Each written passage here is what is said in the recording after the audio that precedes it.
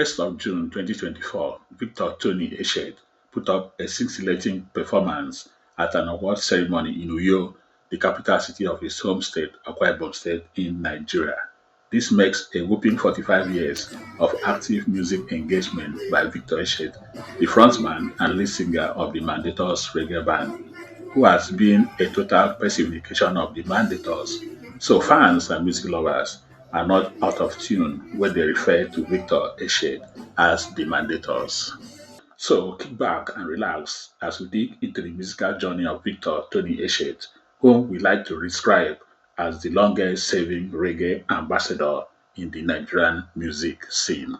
In 1979, Victor Essiet, along with his schoolmate at St. Timothy's College, Yaba, released their debut album titled Sunrise, following the template set by Nigeria's premier schoolboy band, Ofege, from St. Gregory's School, Obalende. The band took a different musical lane from Ofege and other youth bands by tilting to the reggae genre, which was just beginning to enter into the consciousness of Nigerian music lovers. Sunrise was released on Tabansi Taytone label imprint. One of the notable songs on the album was So Strange, expressing the reggae intentions of the young school band.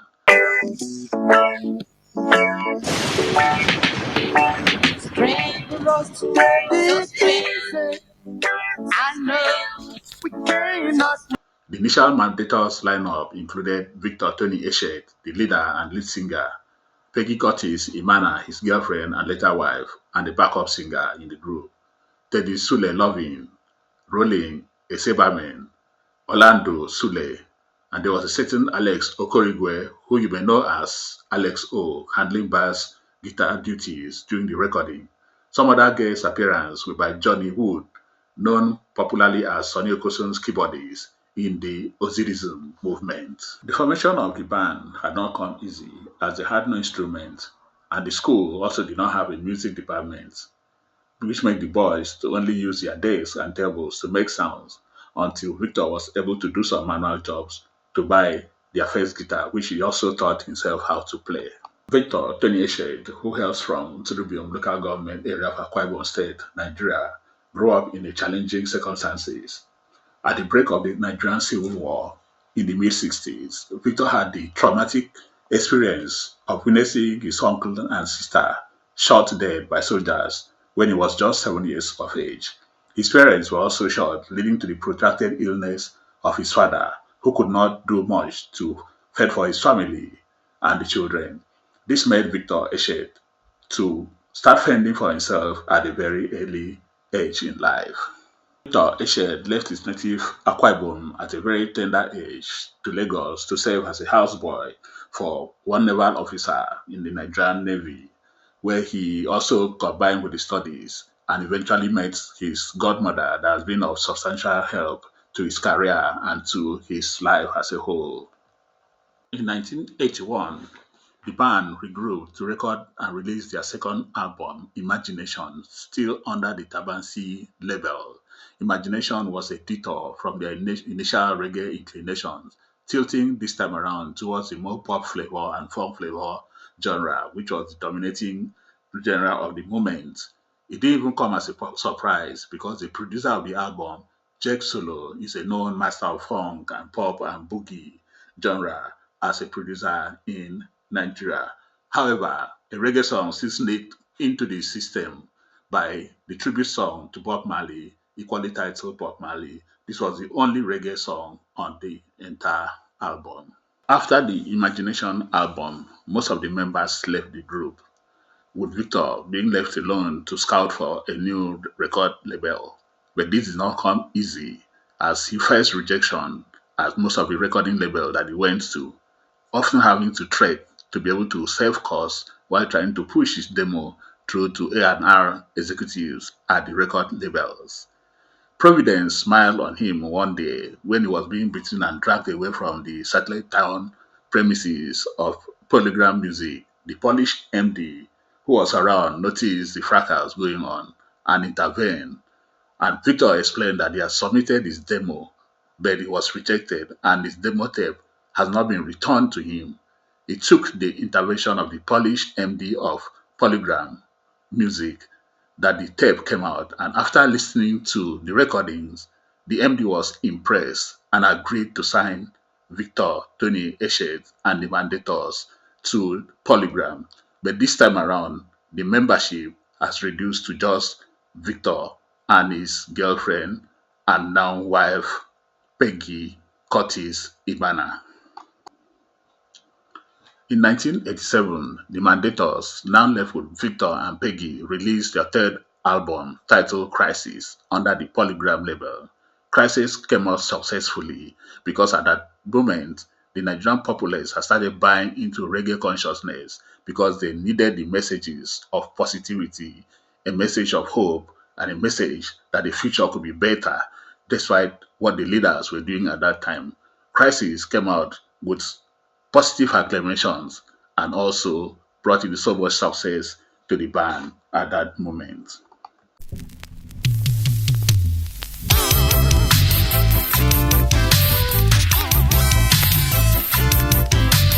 Force of living is rising, rich and the poor they may crying.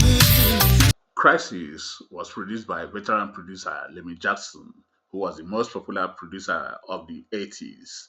It had the technical backings of the Justice Band, Majek Fashek, George Owell, and Amos McCroy, and also Oris Wiliki was part of the technical input to these recordings. Basking in the success of Crisis album, the Mandators came back in 1988 with the Rat Race album, which turned out to be the biggest album by the group in Nigeria. The album was equally produced by Levy Jackson with other technical input from Alex O, Etienne Casson, Amos McCroy, and George Owell. Clement Amechi, the ex-One World Band member, was also part of this project, which was equally released under the Polygram Music label in Nigeria.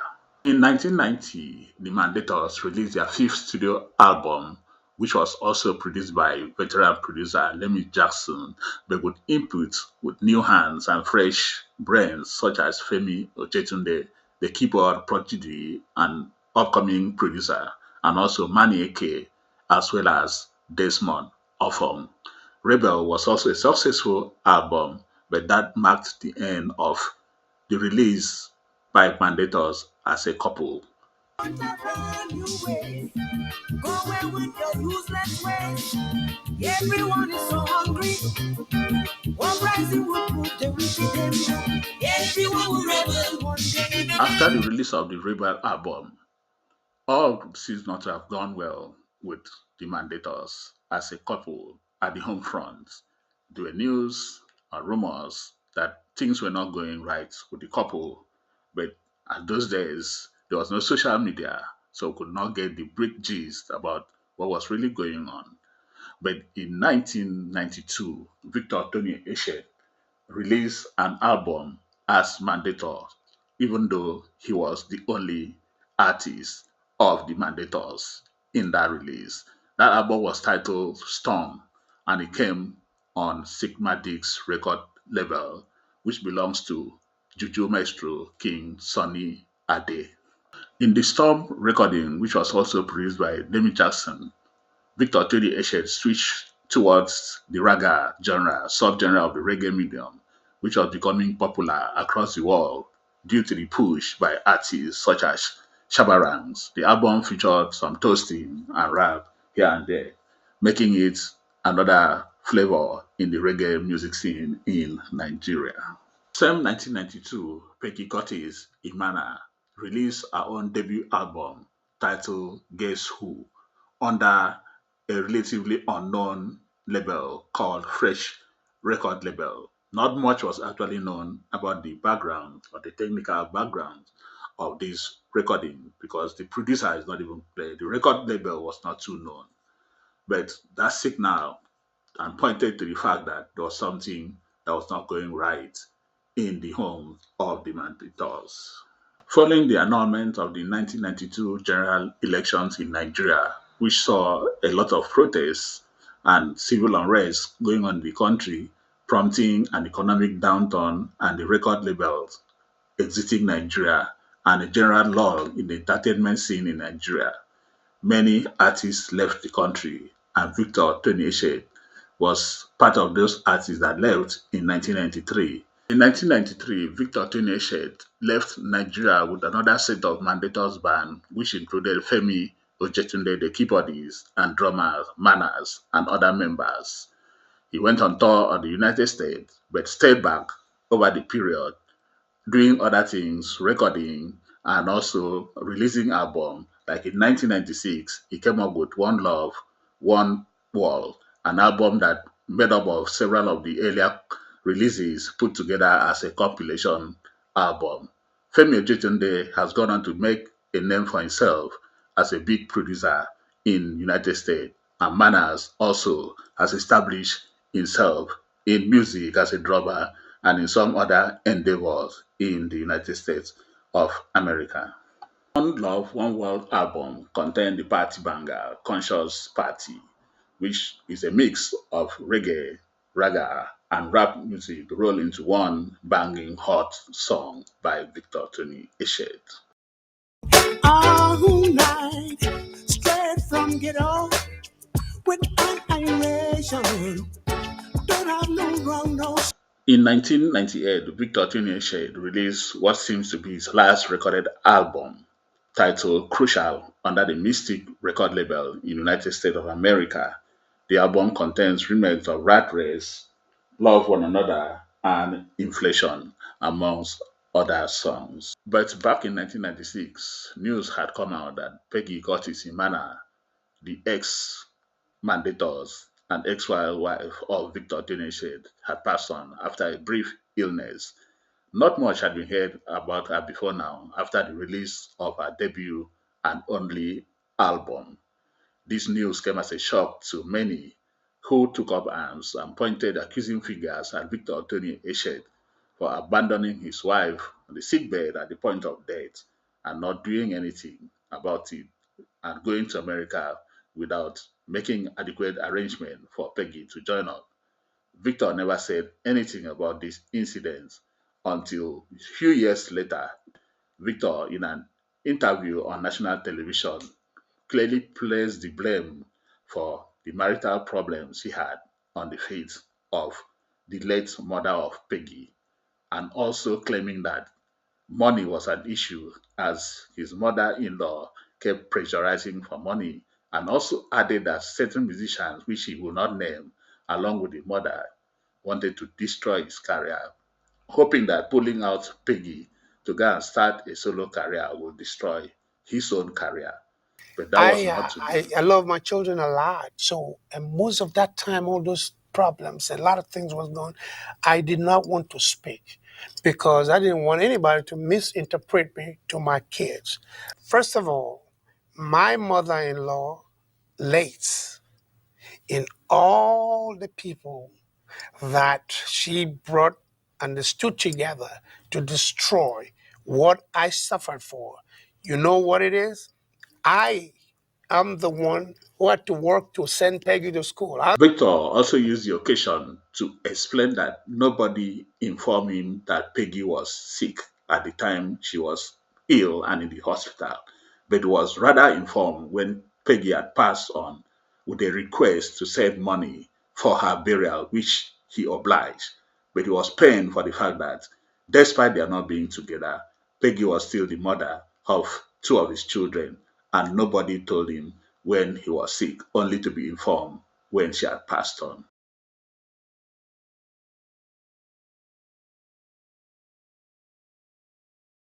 Give the thanks and praises.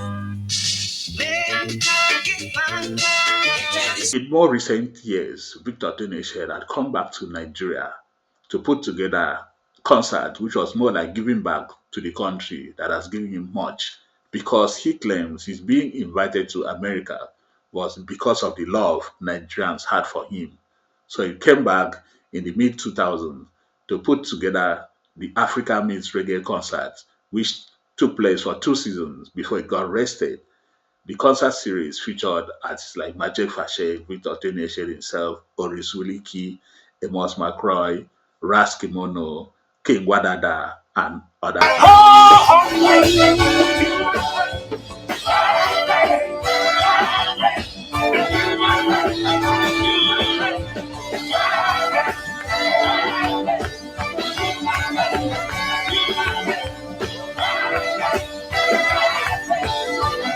This is 2024. Victor Essiet is still performing 45 full years after the release of their first album, Sunrise, in 1979. Why won't you call him the longest serving reggae ambassador from Nigeria? And fans that regard him as the godfather of reggae music in Nigeria are not also wrong, because Victor Essiet is still going strong, recording and performing across the world. This is Music in My Ears, the Nigerian Music History channel. If you like what we're doing, kindly subscribe to this channel. If you've just been watching, like us on Facebook, place your comments. We'll be happy to respond to it. Thank you so much for watching this episode. I'll catch you on the next one. God bless.